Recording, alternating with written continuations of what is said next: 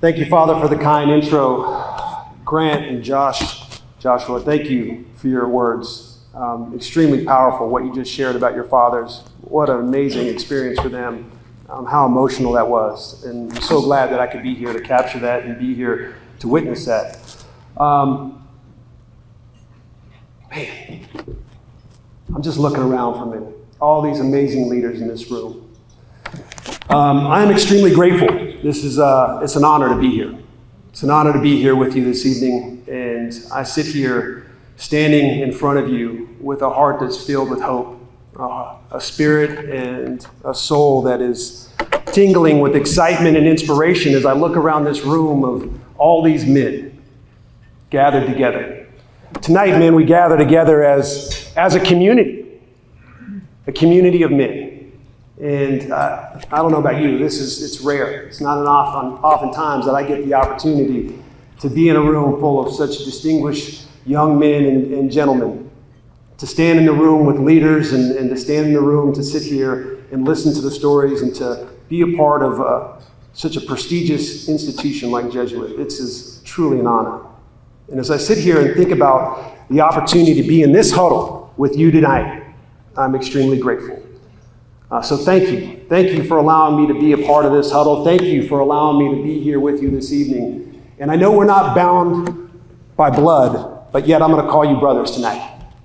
I'm going to call you brothers because we are bound by our desires to grow as men. We're bound by our commitments to find ways to serve our society and make our world a better place. So indeed, we are brothers tonight. And so I thank you to be able to be here in this huddle with you, brothers. Tonight, we also celebrate and honor the bond of fathers and sons. We acknowledge the responsibility we have as men to be committed to one another, to be committed to each other, to have each other's back.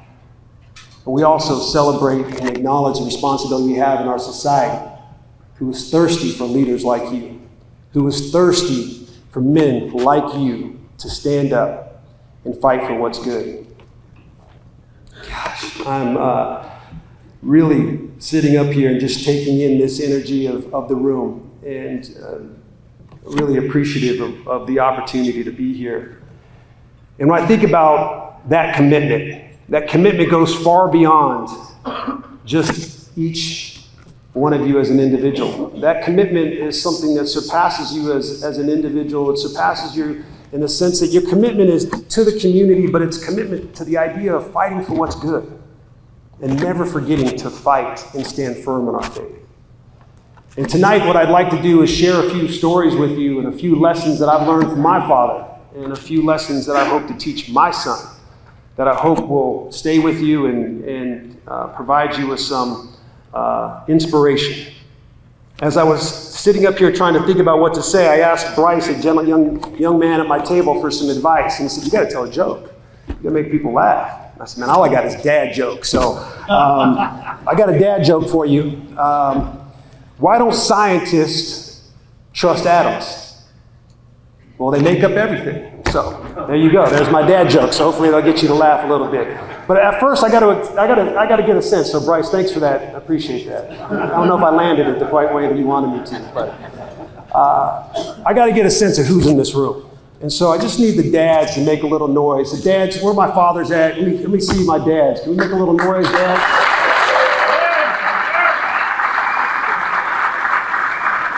We got a little noise. Okay. Now the sons. I gotta see where the sons are. Let me hear the sons. Let me see you guys make some noise.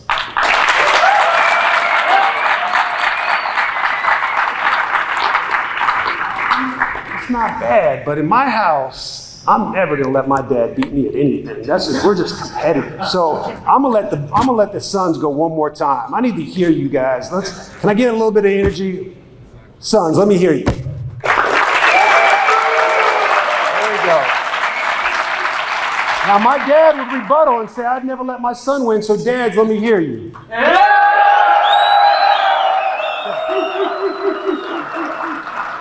I know fathers look at me, that's enough with the competition, so move on. So, you guys feel that energy?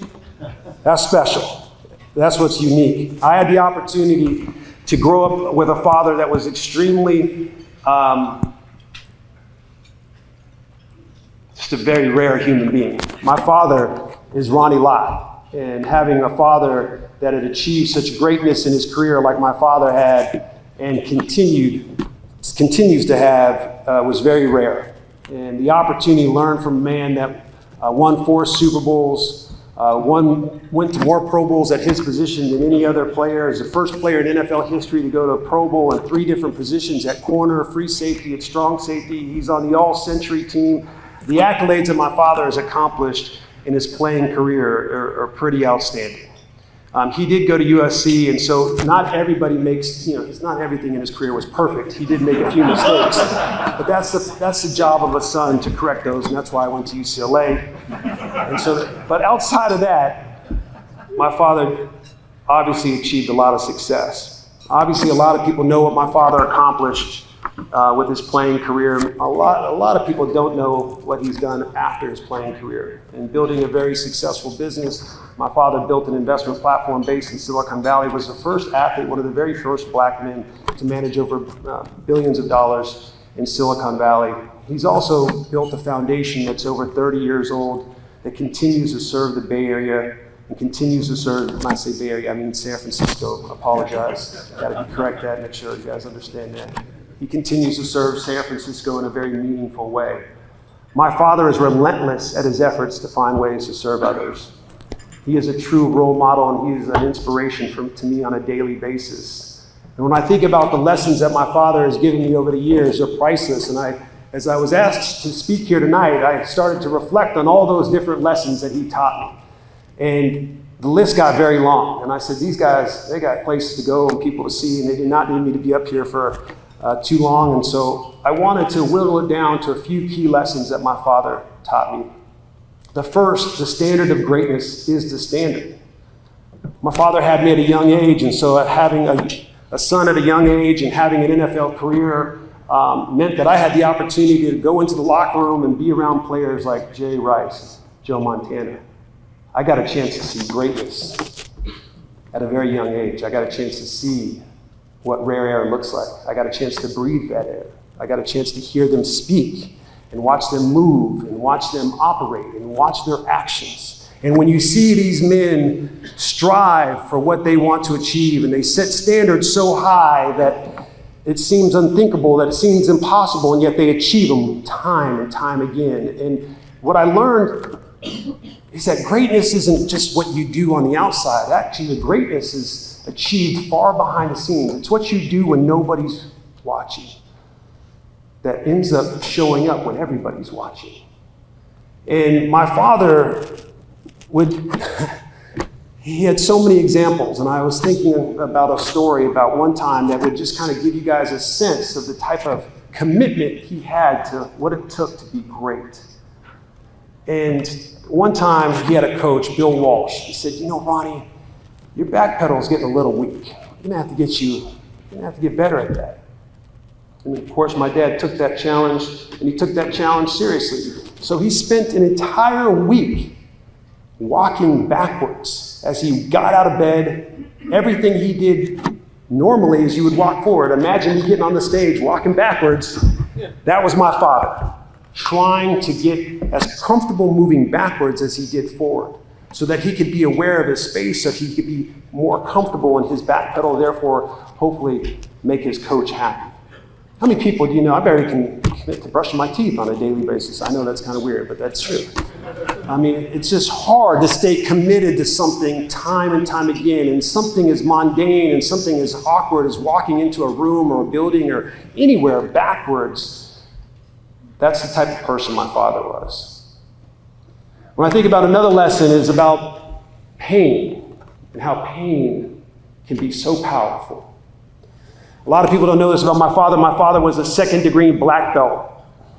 He practiced martial arts, and he practiced it in private, and most people never got a chance to see him practice his martial arts. He took me to one of his sessions. I was about 13 years old. I had a chance to go watch my father train, and as he was training, at the beginning of the session, the sensei asked him, "What's the number today?" And he goes, He said, "The number is 8. So the sensei said, great, the number is 8. And as they started their session, the sensei had a bamboo stick in his hand, and he'd walk around giving instructions. And he's slapping this bamboo stick. And he says, is it time yet? My dad would say, not yet. They kept going, and then the sensei says, is it time yet? And my father said, yes, it's time. And from that moment on, periodically throughout the rest of the workout, which lasted for long over an hour time, the sensei would take the bamboo stick and beat my father with it 8 times. That was the number. And as I sat and watched my dad's body wince in pain and buckle at the knees and almost succumb to the amount of pain that he was inflicting on himself, young boy, I was quite shocked. I would never see my father in that state. And so afterwards, of course, Dad, you got to explain what happened. What's going on there? He said, well, Ryan, I decided long ago if I was going to play this game at the level that I wanted to play it, I needed to figure out how to play it pain-free. And so I try to put myself in situations in my training where I inflict more pain on my body than I do when I'm on the football field. And so therefore I could play pain-free. He used pain as a powerful motivating force to play at a very high level. Very few people do I know could do that. My father's also the person that's been known over the years.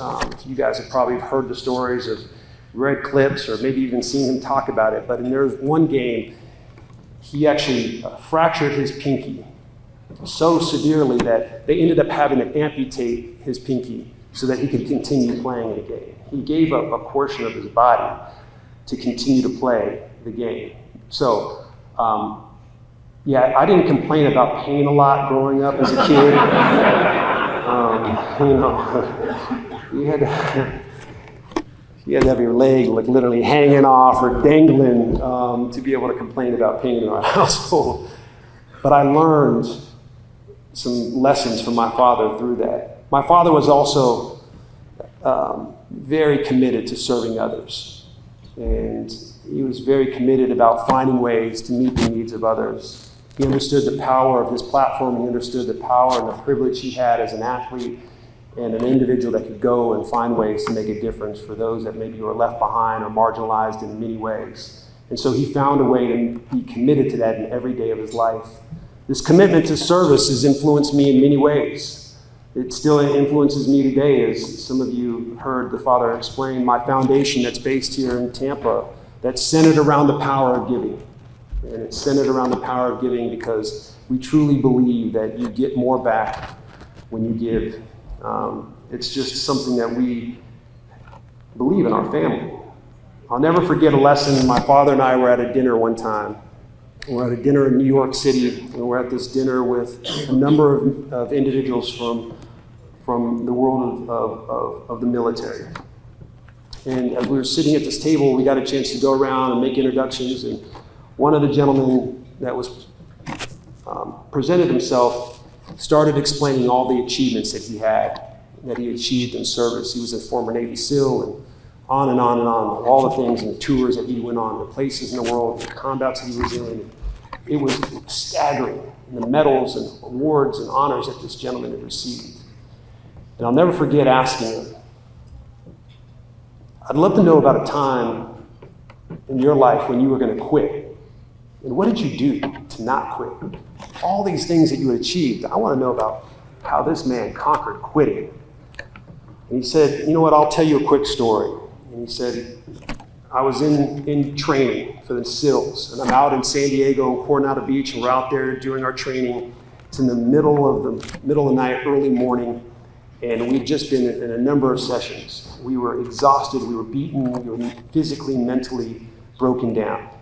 And we were in the water, and at that time, early in the morning, we were just finishing up a session. He says, I'm crawling up the sand to get out of the water, and I'm thinking we're done for the day. And I'm crawling on my stomach, coming out of the surf. And he said, at that moment in my mind, I realized that if I had to do anything else, I was done.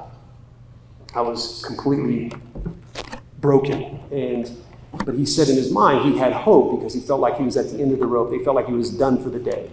And all of a sudden, of course, at that moment, the master sergeant, I believe at the time, said, "Back in the surf." And so he said, at that moment, he said, "Hey, I'm done.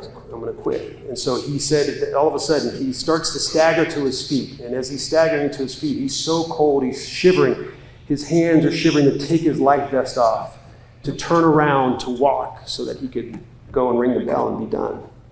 But he says, as he's shivering, trying to get his life vest off, to turn around, to leave, it was at that moment in time that he realized that he had a little platoon, like each of your tables, of men that he was responsible for. And as he was turning around to leave, it was at that moment that he got a glimpse of each man's eyes. It was at that moment that he looked at each of them and realized that if he quit at that moment, 2 or 3 of them were going to quit with him. And he said it was at that moment that he was able to conquer this idea of quitting when he realized he had to serve something bigger than himself. And when you have the opportunity in life to serve something bigger than yourself, it's amazing how far you can push yourself. It's amazing how far you can go and how far you can push your body, your mind, your soul, and your spirit. And so that lesson that my father taught me and getting around men like the story that I just told you have been things that have been extremely important to my life and one of the reasons why I have the foundation that I have. One of the last lessons that my father taught me is this lesson about the next play. You heard the father, I need to get this out of the bio somehow, but somehow it stays in there, that I played for the Detroit Lions. That was rough. It was rough. Let me tell you, I'm the only person in NFL history to win a Super Bowl in his first year and then go 0-16 in his last year. So I got the full end of the spectrum. But nonetheless, I'm 6th game into the season in Detroit. And we're 0-6 at that point. Didn't know that we were going to go 0-16. But it was the first time in my entire athletic career that I realized that I'd make a mistake and 2-3 plays would start to go by and I'd still be stuck in that play, contemplating it, mulling it over, and all of a sudden I could feel it was making me hesitant. The last thing you want to do is be hesitant on the football field as a linebacker. And so I called my father, and I didn't like to call my father for football advice. I very rarely did, and that was just me being stubborn like some of the sons probably in this room. I'm going to earn it on my own. I probably should have called one of the greatest defensive players of all time a little more often, but nonetheless, I decided to go my own way. But I called my dad. Dad, you know what? When you made a mistake on the football field, how'd you get over it? He goes, what are you talking about? You know, when you messed up, you missed a tackle, and you made a mistake. He's like, I never made a mistake. I'm like, you never made a mistake. I know you've made a mistake. I've seen the film. He's like, I never made a mistake. I said, okay, regardless, why don't I ask you for advice? Regardless, okay, good play, bad play, how did you move on? He said, that's the point, Ryan. The only play that matters is the next play. Everything that was in the past was in the past. It was gone. It was irrelevant. It was over with. And so he knew what he needed to say to me was this idea of just find ways to process and move on into the next moment. Good or bad, the opportunity to do something even better was in the next play. And so throughout the course of my life since that time, this idea of philosophy of the next play has been extremely important to me. So much so that we named our firm that I now run called Next Play Capital. It's just an important philosophy and a mindset that one must have for, in my mind, to continue to push forward because we are imperfect. We do make mistakes. We do not need to dwell on that mistake. We need to find ways to move on and continue to press forward towards the goals and aspirations that we have. So those are a few of the lessons that my father taught me, and there's been many, many more, and I owe a lot to him. And his motto in life is exhaust the moment. Just think about that for a moment. The last time you did something to exhaust yourself, he's trying to do that in every single moment. And that's the kind of person that I have the opportunity to look up to, that I'm inspired by, and hearing the young men talk about their fathers, I'm so grateful I could share with you a few of the lessons my father taught me. When I think about my role as a father, and the opportunity to teach my son, who is 6 years old, Elijah Everett Mandel Nece. I tell people all the time this. You could be the richest man in the world and literally have seen everything there is to see under the sun. Or you could be the poorest man in the world and literally have seen nothing. But yet if you have a child and you have a son, you've equally done the most amazing thing that you can do as a father, as a man.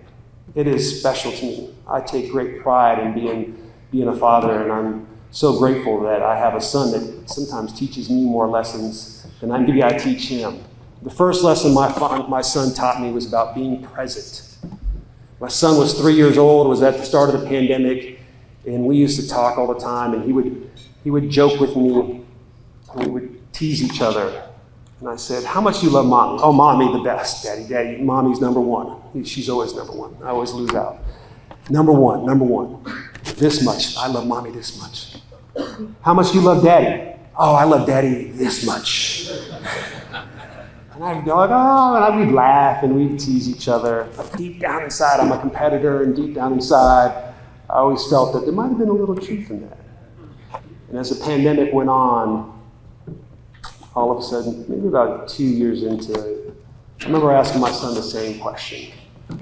And I said, how much do you love Mommy? I'm trying to see where I rank again. Oh, Mommy's still number one, the most, Daddy, the most. How much do you love Daddy?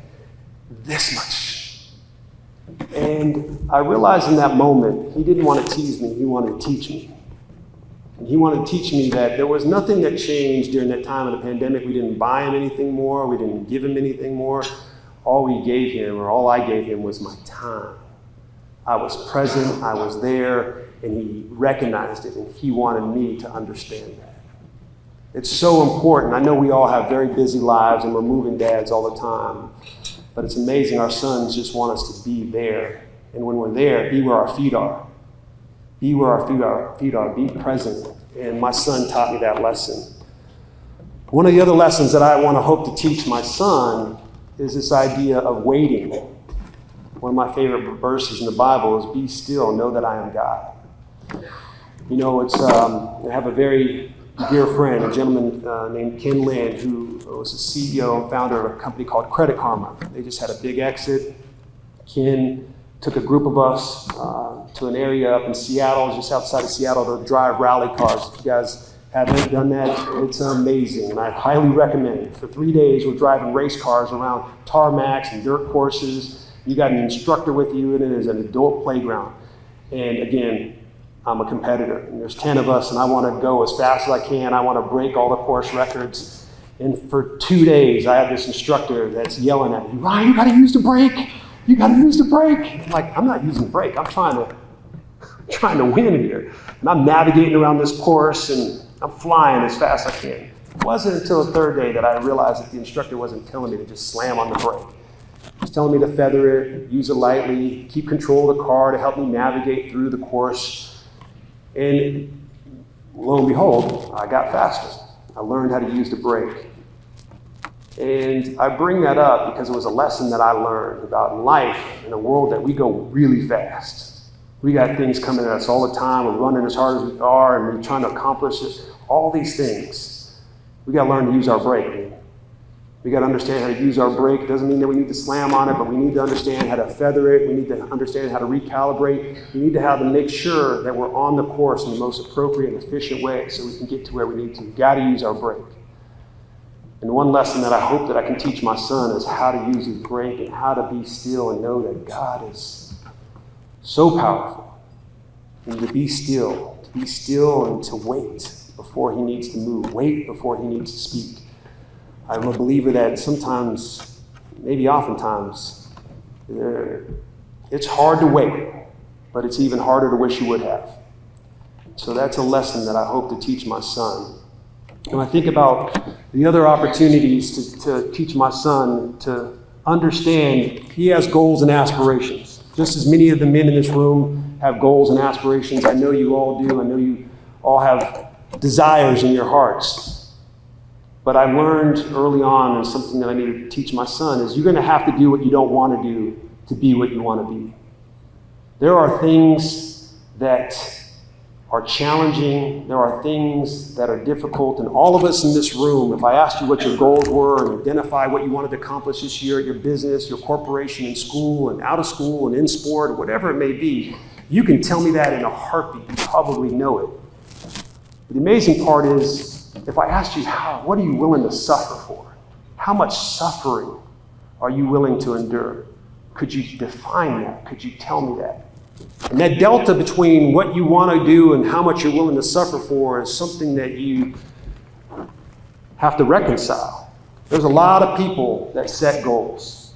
There's a lot of people that have dreams, but there's not a lot of people that are willing to do the hard things, willing to do the things they don't want to do, to be what they want to be. You want to be a better father? You want to be a better son? You want to be a better student? You want to be a better worker, CEO, husband, wife? No wives in here. Yes, in the back. Kathy, I see you. You got to do what you don't want to do to be what you want to be. It's extremely important. And behind it all, I talked about faith. Obviously, if I have the opportunity to teach my son anything, is faith. The faith that I've grown up with, and I was very fortunate at a young age. My parents introduced me to my Lord and Savior, Jesus Christ. And being able to walk with him and being able to navigate this world doesn't mean I'm always right. It doesn't mean I always get it right. Oftentimes make more mistakes than I should. But the peace in my heart and the peace in my soul is something that I hope my son has. I've talked to a lot of parents over the years and talked to them, what do you want for your kids? Very few of them have ever said, if any, I want them to have 10 houses and a bunch of cars and a bunch of money and do this and do that. Most parents say, I want them to be happy. I want to be happy. I want them to be authentic. I want them to be who they are. I want them to be genuine. And for me, I want my son to have a sense of the faith and the spirit that can be inside of him. That gift that is so important, has been so important in my life. And I hope that he has the opportunity one day to understand how important it is in his own life. That faith is something that I could talk about for a long period of time, but it is something that I know many of the men in this room understand. And you guys apply it on a daily basis. And I applaud you for that.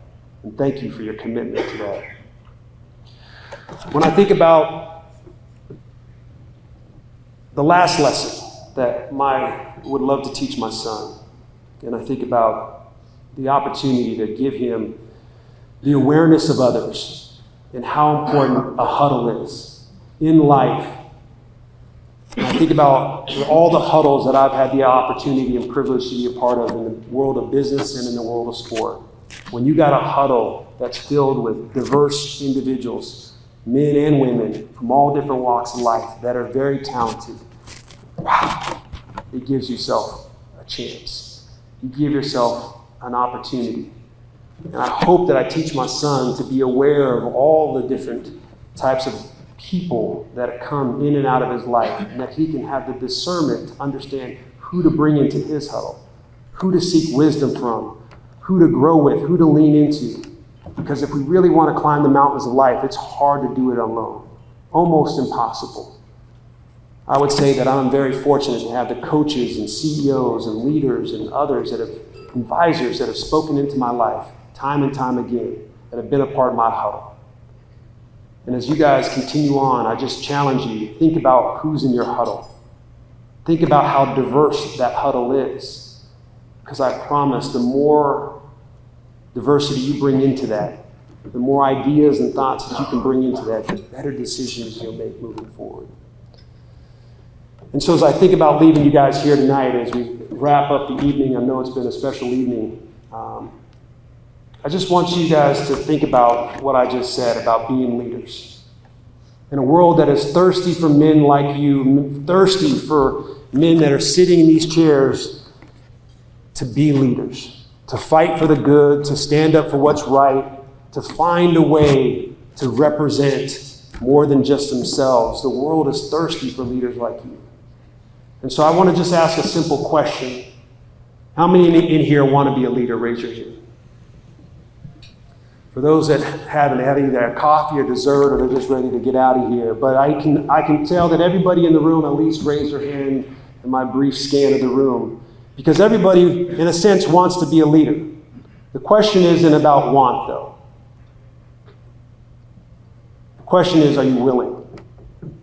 If I rephrase the question, are you willing to do what it takes to be a leader? Are you willing to do what it takes to stand up for what's right? Are you willing to do what it takes to fight for the good? Are you willing to lean in to what's in your spirit and what's in your soul and in the foundation you have that's rooted in faith to be a leader? Would you raise your hand? I hope so. But again, I appreciate the opportunity to be here with you tonight. It's been an honor and a privilege. And I'm so grateful to be in a room full of men, sons, and fathers. And I hope I have the opportunity to see you guys down the road. God bless you, and thank you so much.